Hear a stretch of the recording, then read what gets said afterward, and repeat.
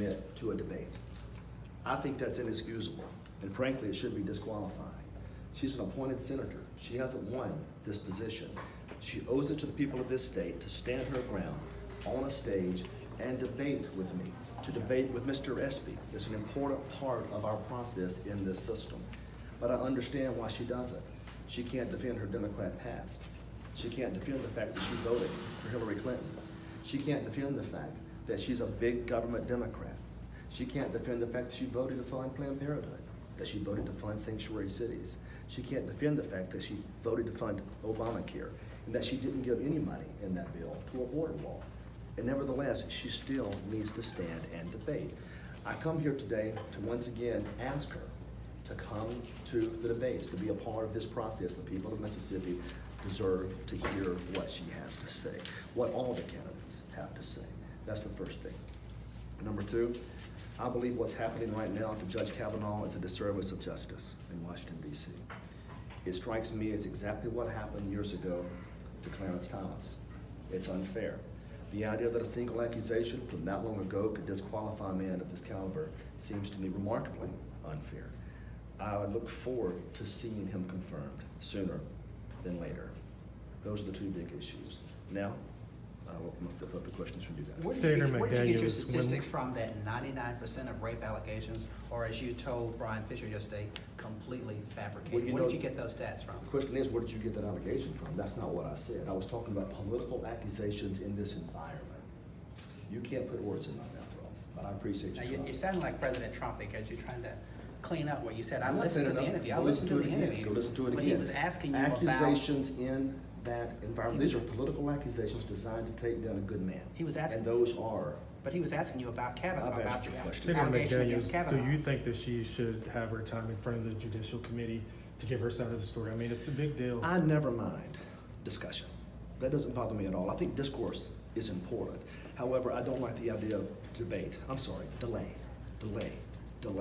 Every day there's a delay, it creates more problems. But yes, have both sides tell their stories, that's fine. Chris, let me just go back to this. You said these allegations, 99% of I've the already time, answered the are question. completely fabricated. I've already answered the You're question. not talking about politics. These allegations dealt with political accusations. Go back and listen to the interview, Ross. Don't put words in my mouth. That's what you're doing. But you're responding to a question What's the about next question? the allegations of sexual assault. Let's go to the Trump tariffs that was given to China, and they slapped it right back. You got to defend a farmer's state. How can you defend that when they stocking up and they say we have nowhere to send our goods? That's a fair question. When it comes to President Trump, what we hope is that he can play this ACE card, the tariff card, in a way that puts him in a better negotiating position. He's a great negotiator. He's a good leader from that standpoint. We're hoping he'll play the card, move past this hopefully sooner than later, because you know the longer the tariffs are out there, the more damage will be done to agricultural farmers and others. I think he let him play his card, let him negotiate, and see what happens. But what is your answer to farmers who say, when is this going to be over? You're hurting me. We're praying it's going to be a short tariff, not a long tariff, something that can be done quickly, let him negotiate, let him find better trade deals, and then get back to free trade. On Friday, you were on Morning Joe, and some comments that you made were controversial. Some here in Mississippi fired up when you said after 100 years that African Americans have been begging for federal scraps. What is your response to? My response is this. I was talking about the people of Mississippi, and I clarified that at that moment. And here's the thing about that statement. I stand by every word of it, and here's why. It doesn't matter who the individual is in this state or what the economic model is. If it's predicated on federal handouts as opposed to free market success, if it's predicated on government welfare as opposed to opportunity for all, then it's the wrong economic model. What our people need more than anything in Mississippi is opportunity. Put simply, what our people need more than anything in Mississippi are jobs, real jobs. You create the economic environment for that engine, we all have a chance to succeed. If we keep doing it the same old way we've done it for generations, we'll always struggle. That's the difference. In this era that we're in this Me Too movement, with so many women coming forward with all of these different types of accusations, and even in the Kavanaugh case where she has already passed the polygraph test, do you still think it's unfair that she's coming forward, especially if these accusations are true? I don't have a problem with her discussing it. I just question the credibility of it. That's all. Even though she mentioned this incident even years and years ago, 12 years ago in therapy, so it's not like it's the first time it's Based ever on the come up. information she's seeing, she has a pretty strong bias against conservatives, is what I'm seeing. My position is, unless there is more, I think he should be confirmed. So what percentage of what does women that do you mean, think unless there's have more? rape allegations are I'm sorry, fabricated, say Chris? that. What does it mean Chris? unless there's more? At what point? There needs to be other evidence. There needs to be other evidence under these circumstances. We're talking about something that happened almost 3 decades ago, or more than 3 decades ago. Judge Kavanaugh has shown himself to be an exceptional person during that time period. I'm not aware of any other accusations, any other problems with his life. He seems to be an exceptional person. Because of that, and it's very important, we've missed this. In this country, we have a presumption of innocence, do we not? It's part of our Constitution. The presumption of innocence should matter. From my standpoint, the evidence I'm seeing, he appears to be innocent. And if we can jump back to Oxford and the message, 38%, I believe, are African Americans here in Mississippi. What is your message now, just to clear it up, to those African American The message voters? is the same to every Mississippian. To every Mississippian. My job as a U.S. Senator is to help lift people, to make us all better. We do that with jobs. Do you think that? We do it with economic opportunity. We don't do it with handouts. And I'll be clear about this. Whether it's corporate welfare or individual welfare, whether it's the very highest elite among us that are abusing the welfare or those that are struggling to get by, as long as we depend on that economic model, we will always struggle. What I'm proposing is a more free market approach where our people have an opportunity to advance for a change. And keep this in mind, same families, same political machines, with the same basic economic concepts for generations. And it's kept us last. I'm proposing a different direction, that's all.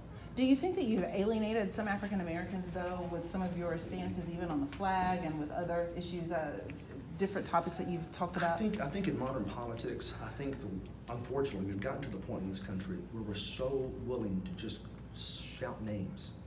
We're so willing just to shout insults. That's not fair. I welcome the debate. I welcome the discourse. If people want to sit down with me, I make myself available. I'm one of the few candidates that do make myself available. I've given my cell phone out on social media. If you need me, I'm here. I'm standing here today before you, before the whole state.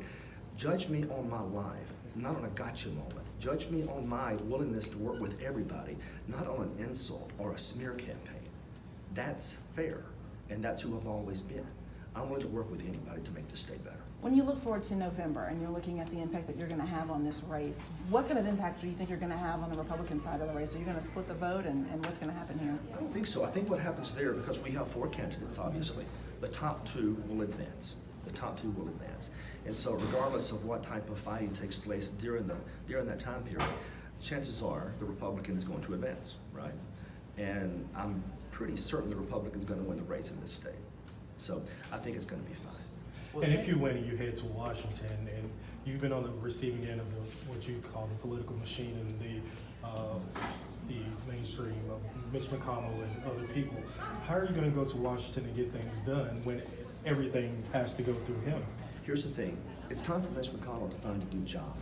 He's obstructing Donald Trump's agenda, and he's been obstructing for an awfully long time. The problem with Mitch and others is he sees himself as a person who's using the system to perpetuate his own power, his own wealth. There are a lot of people doing that in our system, a lot of individuals that have been there on both sides of the equation, both Republicans and Democrats, that are using the system to get rich and wealthy. And the rest of us, we're begging for the scraps. But The Senator, rest of us are hurting, and they've created a 2-tier system. We have to challenge the system. Washington is dysfunctional, it's corrupt, it's broken, and both sides of this equation are responsible. We have to find a way to challenge it, and that's what I'm trying to do. but how are you going to do that? Oh, it starts with this. It starts with a message.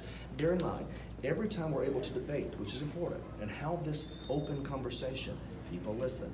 Minds are changed. That's very important. And bear in mind, no real change takes place overnight. It sometimes takes time, but you have to have fighters to effectuate the change. And that's what we're going to do. It starts with 1 or 2 or 3 or 4, but the movement has to move past Washington. This is about the people of this country. We're not being heard. I'm sorry. We're not being heard in Washington, D.C. We're just not. And unfortunately, if you don't have a lobbyist, unfortunately, if you don't have a lot of money, nobody's listening to you. The average Mississippian deserves a voice, and we're going to take that voice to Washington. And if Mitch McConnell doesn't like it, that's okay. We'll fight it out, and we'll let the chips fall where they may. Hyde Smith's campaign accused you of saying that McConnell forced President Trump to endorse her, and that they're questioning your credibility and your truthfulness. Well, here's the thing. Keep in mind that I happen to be a fan of Donald Trump. I've made that really clear. Also keep in mind that Donald Trump endorsed Mitt Romney. Donald Trump endorsed John McCain. Donald Trump endorsed Paul Ryan. All three of those men were absolutely hateful to Donald Trump.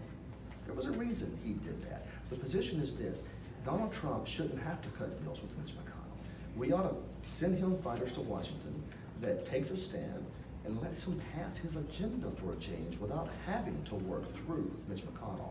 We can do that in large part by helping Mitch McConnell find a new position. And what's your pathway to victory? Just the people. It's a fascinating race from so many aspects, but I can tell you this: I'm going to stand for the average Mississippian versus the machines, and there are machines on both sides.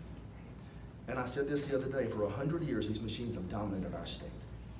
At one point, there was a D behind the machine. At one point, an R behind the machine. But that machine controlled the flow of money, the flow of influence, the contracts, the donor class.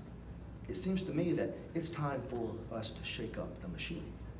So this message should resonate. We can't keep sending the same people to Washington, D.C. year in and year out and expect different results. We've been last long enough. What I'm suggesting is you find a way to shake up the system, create a new economic model in this state where jobs are the most important thing and people can prosper. That message is going to be a successful message if we get it out to the people. And yes, sir. What is that economic model? The state's economists testified that Mississippi is growing slower compared to the other states. Yes, sir, exactly. Think about that. We're seeing an economic recovery based in large part on regulatory reform, on tax reform, right? We're seeing this recovery. Mississippi, for some reason, is still trailing behind. We know the reason. It's because we're mired in the old economic model. We're not experiencing the success other states are because we're still stuck with that same old model of dependence. Dependence is a drag on prosperity. Dependence is a drag on the ability of individuals to prosper. I'm suggesting that we implement liberty first. You say, what is that? Think about Texas, Florida, and Tennessee. These states are very prosperous right now. They're experiencing a growth because of these reforms. Do you know they do not have a state income tax in those states? That attracts business. It attracts investors. It attracts people willing to lay their money on the line and hire people. It creates economic opportunity. We need that desperately in Mississippi. We shouldn't have to be dependent on a federal apparatus. We shouldn't have to be the people we've always been. We need jobs. We need to advance. What we're suggesting is a new direction, not the same old ways. When you're saying quick question, dependent, real quick. Hold on. You said you're going to speak for the average Mississippian. That's right. Explain, what does the average Mississippian look like to you? All of us. He looks like me, he looks like you, he looks like everybody in this room. We're just people. We're just people. And we're the finest people on the earth. Mississippians have been through a lot together, and because of that, we're closer than most, and we're prosperous in our own unique social ways. I love this state.